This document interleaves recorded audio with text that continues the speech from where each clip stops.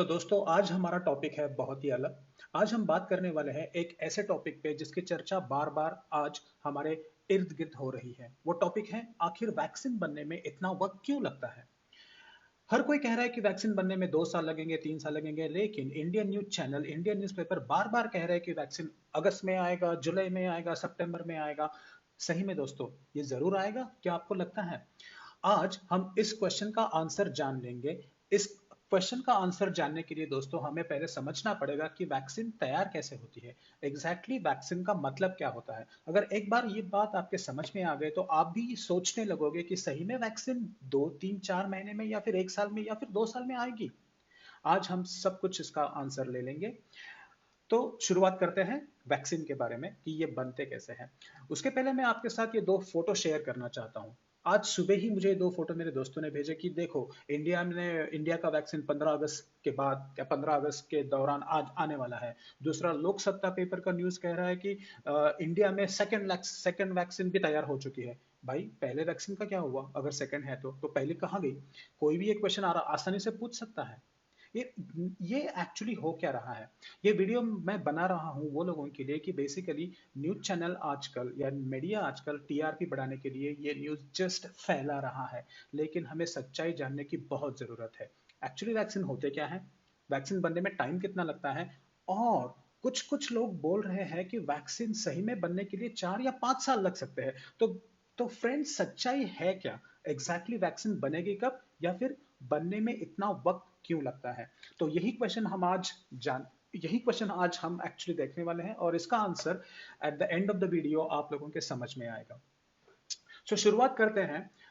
इस क्वेश्चन का आंसर ढूंढने के लिए सबसे पहले हम जाएंगे ये 2 फोटोज के साथ। ऑन द लेफ्ट साइड ये फोटो है बैक्टीरिया की, और ऑन द राइट साइड ये जो आज दुनिया में हर कोई इसके बारे में जानना चाहता है एंड इसके बारे में एक्चुअली डिस्कस कर रहा है, वो है कोरोना वायरस की। ये दोनों आपके सामने हैं। जब भी अगर हम लोगों को बैक्टीरियल इन्फेक्शन हो जाता है, ओके, तो हम करते क्या है? तो बेसिकली हम जाते हैं और एंटीबायोटिक्स लेके आते हैं। ऑफ कोर्स डॉक्टर के पास पहले जाते हैं, फिर डॉक्टर हमें प्रिस्क्राइब करते हैं एंटीबायोटिक्स। तो दोस्तों बैक्टीरिया अगर है तो एंटीबायोटिक्स, टैबलेट्स, पिल्स ये काम करते हैं। लेकिन अगर वायरल इन्फेक्शन है, अगर वायरस है, तो ये एंटीबायोटिक, ये पिल्स काम नहीं करते हैं। इसका मतलब क्या हुआ? वायरस पर काम करने के लिए एंटीबायोटिक बिल्कुल भी यूजफुल नहीं है। अगर वायरल इन्फेक्शन है तो फिर होता क्या, तो फिर करना क्या पड़ता है? Basically we go for vaccine. Okay, और इसी वैक्सीन का इंतजार आज पूरी दुनिया कर रही है कोरोना वायरस के मामले में, राइट? तो एंटीबायोटिक्स वायरस पे काम क्यों नहीं करते हैं, इसके लिए हम दूसरा वीडियो बनाएंगे। लेकिन आज हम ये देखेंगे कि ये जो वैक्सीन है वायरस के लिए, जब ये बनती है तो इसको इतना वक्त लगता क्यों है। इसीलिए एक काम करते हैं, हम इसको हटा देते हैं बैक्टीरिया को। बैक्टीरिया आज हमारा टॉपिक नहीं है, वो भी बहुत बढ़िया टॉपिक है। एंटीबायोटिक्स काम कैसे करते हैं हम ये अगले टॉपिक में देखेंगे, लेकिन आज बात करेंगे इस वैक्सीन की, जिसका दुनिया में हर किसी को इंतजार है। हर कोई सोच रहा है कि ये कब आएगी। तो देखते हैं अभी वैक्सीन बेसिकली होते क्या है। तो जब हम समझ लेंगे कि वैक्सीन होता क्या है, तब इमीडिएटली हमें समझ में आएगा कि इसको एक्चुअली कितना वक्त लगेगा और कितना वक्त लग सकता है।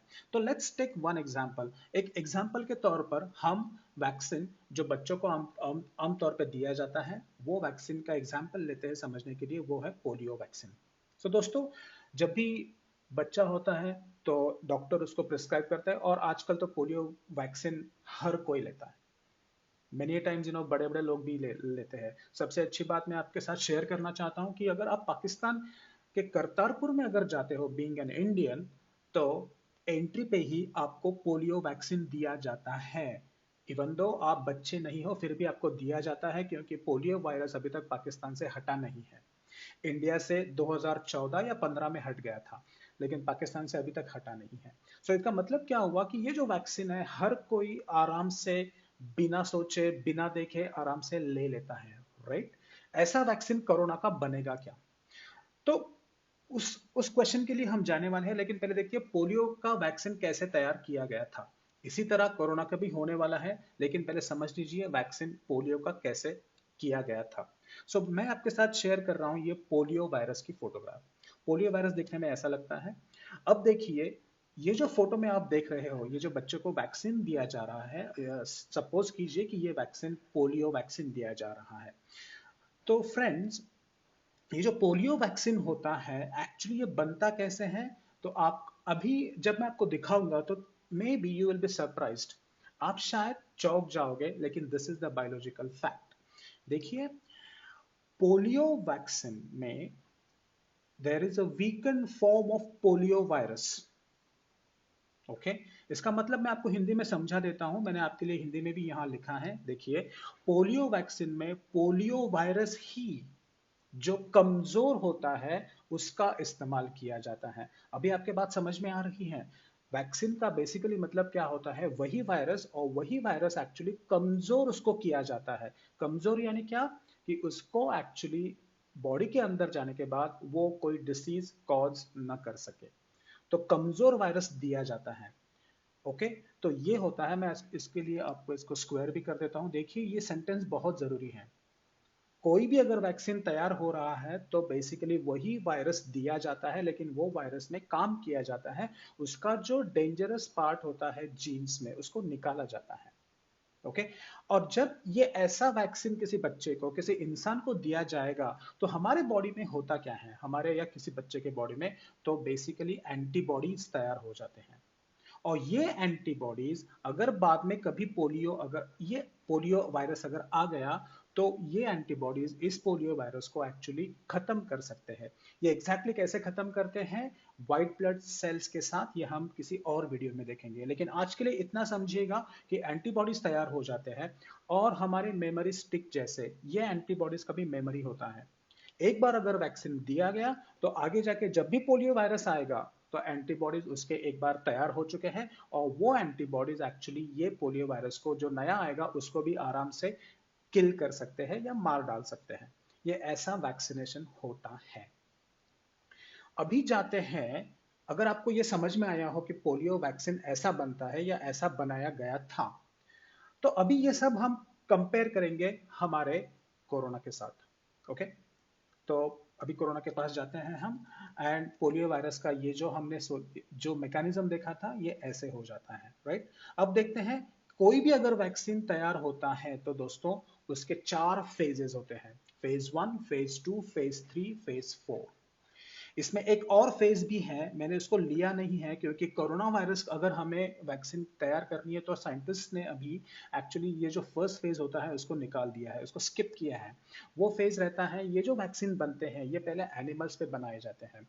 एक्चुअली कोरोना वायरस का ये फेज निकल चुका है, बहुत सारी कंपनीज ने ये फेज भी फिनिश कर लिया है। मेरे ख्याल से इंडिया के सीरम कंपनी ने भी ये फेज फिनिश कर लिया है, और many many organization actually have skipped this phase. Skip मतलब क्या, उन्होंने ये फेज किया ही नहीं है, ये सीधे अभी 1 2 3 4 ये phase basically corona virus in 4 phase में से जाएगा। अभी हम देखते हैं फेज 1 में होता क्या है, फेज 2 में क्या होता है, फेज 3 में क्या होता है, और फेज 4 में क्या होता है। ओके, ये चारों फेज में से जब वैक्सीन जाएगा, तब वो पूरी तरह से तैयार होगा, पूरी तरह से वो दुनिया में हर एक को मिलेगा, जैसे आज पोलियो वैक्सीन मिल रहा है। ओके, देखिए फेज 1 में होता क्या है। फेज 1 में कोई 100 या 150 लोगों पर जो वैक्सीन तैयार हो रहा है उसका पहले इस्तेमाल किया जाता है। इस्तेमाल करने के बाद कुछ महीने, बेसिकली कुछ हफ्ते, कुछ महीने उन लोगों का ऑब्जर्वेशन किया जाता है, उन लोगों की देखभाल की जाती है और उनका स्टडी किया जाता है। तो ये जो स्टडी चलता है ये लगभग कुछ 6 महीने या 7 महीने चलता है। सबसे अच्छी बात है, कोरोना वैक्सीन का फेज एक्चुअली फेज 1 या फेज 2 में कहीं अटका है एट द मोमेंट।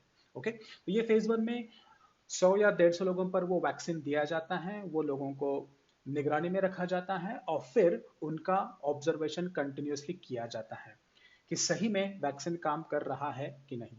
अगर ये फेज में उनको पॉजिटिव रिजल्ट मिल गए, तो फिर साइंटिस्ट या कंपनीज फेज 2 में आ जाती है। और देखिए अभी फेज 2 में क्या होता है। सो दोस्तों, फेज 2 में आप क्लियरली देख सकते हो कि अभी यहां पे नंबर बढ़ चुका है जिन पर ये वैक्सीन इस्तेमाल होगा।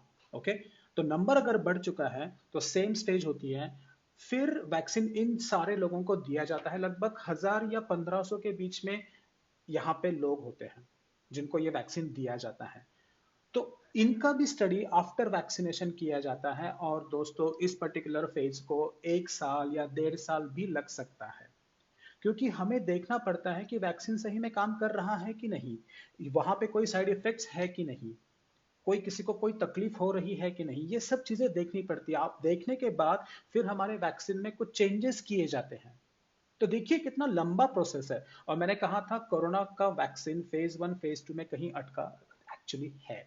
ओके, अब जाते हैं फेज 3 में। अब फेज 3 में एक इंटरेस्टिंग चीज होती है जो शायद आपको भी चौंका देगी।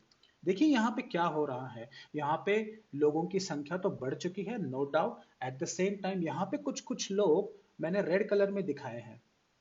फेज 3 में साइंटिस्ट या कंपनीज क्या करती है, अगर कोई वैक्सीन निकालना है तो, या कोई वैक्सीन अगर ढूंढना है तो बहुत सारे लोगों पर ये वैक्सीन का इस्तेमाल किया जाता है, और उन लोगों में से बहुत सारे लोग या कुछ कुछ लोग एक्चुअली इन्फेक्टेड भी होते हैं। ये ब्लू वाले इन्फेक्टेड नहीं है, ये रेड वाले इन्फेक्टेड है। तो ये सब लोगों पर वैक्सीन का एक्चुअली प्रयोग किया जाता है। उसके बाद वो लोगों को फिर से एक बार उनका एनालिसिस किया जाता है, उनके टेस्ट की लिए जाते हैं, उसका एक्चुअली एक केयरफुल स्टडी किया जाता है। और आप देख रहे हो यहाँ पे नंबर भी बढ़ चुका है। एंड फ्रेंड्स, फेज 3 में कोई भी अगर वैक्सीनेशन का प्रोसेस चलता है, मतलब वैक्सीन ढूंढने का प्रोसेस अगर चलता है, तो इसको लिटरली कम से कम 2 साल लगते ही है, क्योंकि आपका अभी साइज बढ़ चुका है, आपके पास और डेटा आएगा, फिर आपको और भी चेंजेस करने पड़ेंगे। सो देखिए, क्योंकि अगर आप भूल चुके हो तो मैं आपको फिर से बताना चाहता हूं कि अगर वैक्सीन मतलब आप वही वायरस देते हो, तो आपको कितना केयर लेना पड़ेगा, जरा सोचिए। तो वैक्सीन ऐसे 6 महीने या 7 महीने या 1 साल में नहीं बनेगा भाई। फिर भी न्यूज चैनल आज न्यूज लेके आ रहा है, हम लोग पढ़ रहे हैं, एंड किसी को शायद पता ही नहीं है कि एक्चुअली हो क्या रहा है। ये फेज 3 अगर खत्म हो गया, अगर आप सोचोगे ओके फेज 3 के बाद वैक्सीन आएगा, नो, फेज 4 में क्या होता है, जब इसके पॉजिटिव रिजल्ट आते हैं, तब जाके वो कंपनी को लाइसेंस दिया जाता है कि वो कंपनी ये वैक्सीन प्रोड्यूस कर सकती है। उसके बाद वो कंपनी वो वैक्सीन मार्केट में ले आ सकती है। ओके, लेकिन इमीडिएटली सबको नहीं दिया जाता है। जब कंपनी मार्केट में एक्चुअली ये वैक्सीन लेके आएगी, तब उसके बाद क्या हो जाएगा, वहां पे बेसिकली फिर से एक बार लोगों का मॉनिटरिंग होता रहेगा कि वैक्सीन सही में काम कर रहा है कि नहीं। अगर नहीं कर रहा है तो उनको वो प्रोडक्ट मार्केट में से बाहर लेना पड़ता है। इतनी सारी चीजें करनी पड़ती है दोस्तों। ये फेज 4 में होता है। और मैंने फिर से एक बार आपको बोल देता हूं कि कोरोना वैक्सीन का काम अभी भी फेज 1 फेज 2 में ही अटका है। तो किस बलबूते पर आज न्यूज चैनल या हम लोग वैक्सीन का इंतजार कर रहे हैं कि वो सितंबर अक्टूबर में आ जाएगा। Friends, if you are smart, vaccine not gonna come very soon.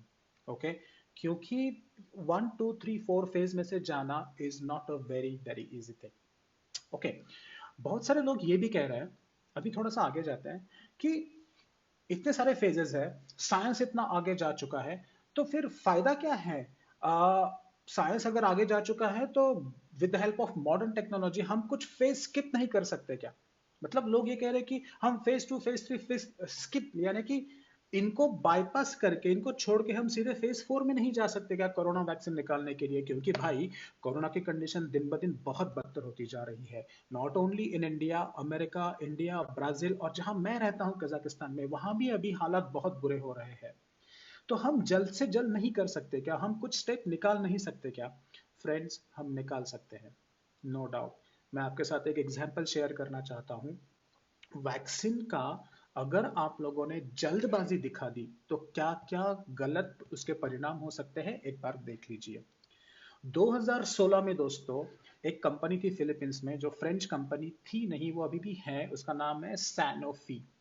Sanofi French company ने क्या किया था, 2016 में फिलीपींस में इलेक्शन थे, किसी पार्टी को जीतना था, और वहां पे एट दैट टाइम उस वक्त डेंगू वायरस बहुत ही बेसिकली उसने एक्चुअली बहुत प्रॉब्लम क्रिएट किए थे। तो सैनोफी ने जो गवर्नमेंट थी वो गवर्नमेंट को हाथ में लेके, उनको साथ में लेके जल्द से जल्द वैक्सीन बनाने का एक्चुअली एक एक्सपेरिमेंट किया, एक प्रयोग किया। इसका मतलब उन्होंने 1 2 या 3 फेज छोड़ दिए और स्ट्रेट अवे वे फेज 4 पे आ गए। इस फेज 4 के पहले एक और फेज होता है कि जो वैक्सीन बेसिकली बच्चों को दिया जाता है, लेकिन सैनोफी कंपनी ने ये काम नहीं किया। कि आप सोच सकते हो, उन्होंने 2 या 3 फेज निकाल दिए और थोड़ा सा जल्दबाजी दिखा दी, जस्ट बिकॉज देवर इलेक्शन थे, लोगों को खुश करना था। आज भी अगर आप गूगल करोगे तो सैनोफी कंपनी पे फिलीपींस में आज भी केस चल रहा है।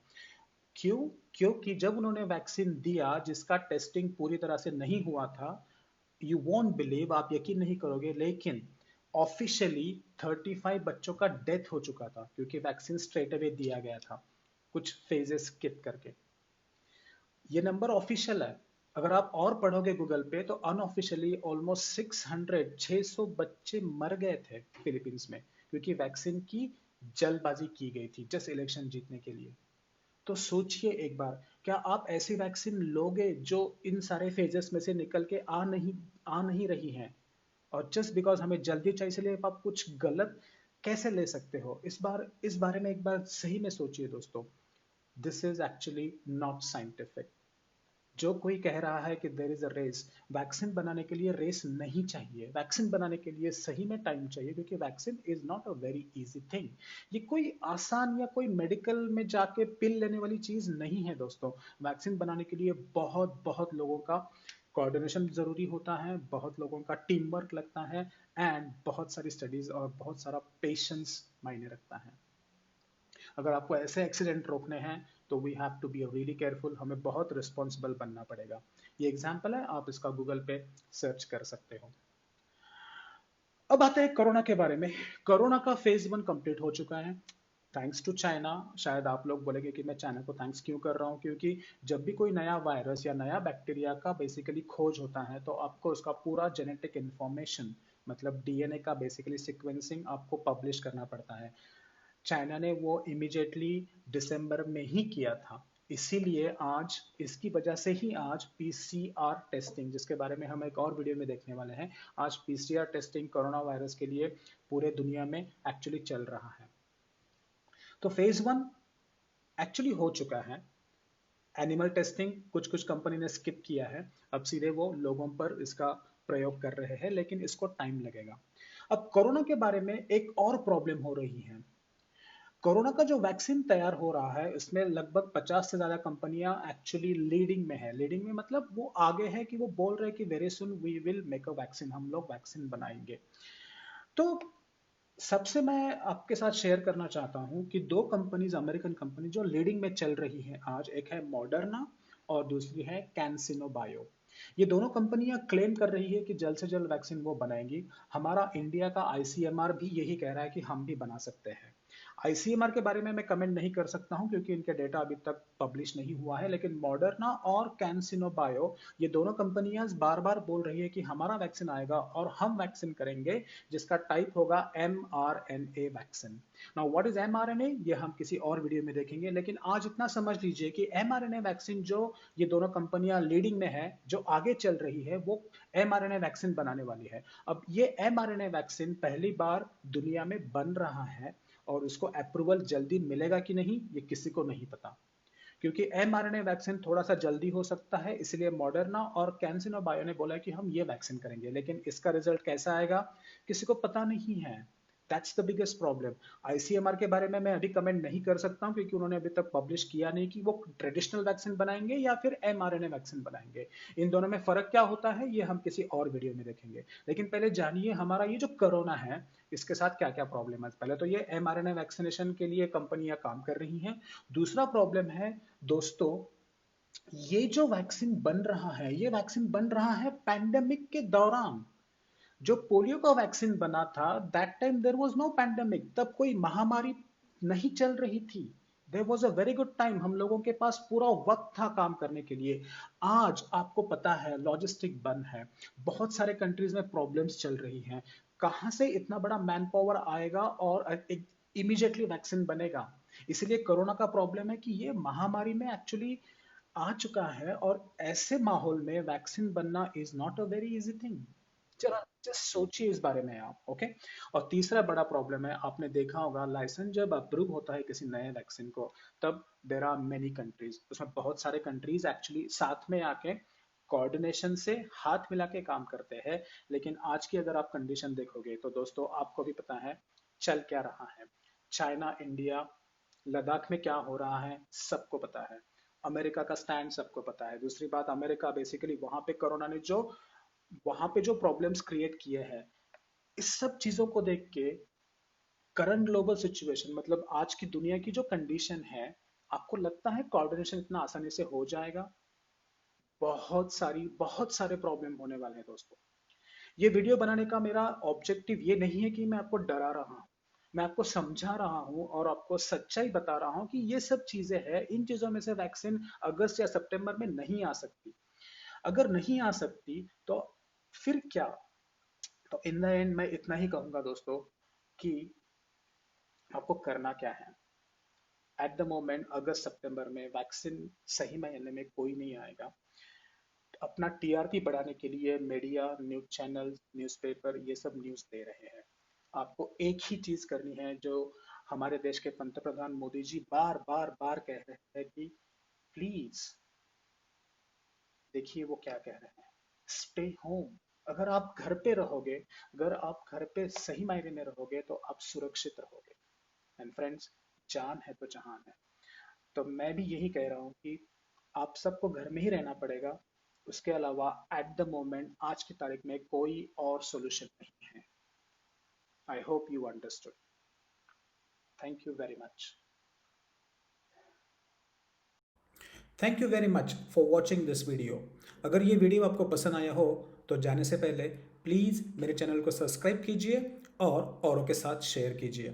Till then, stay curious, have a good day.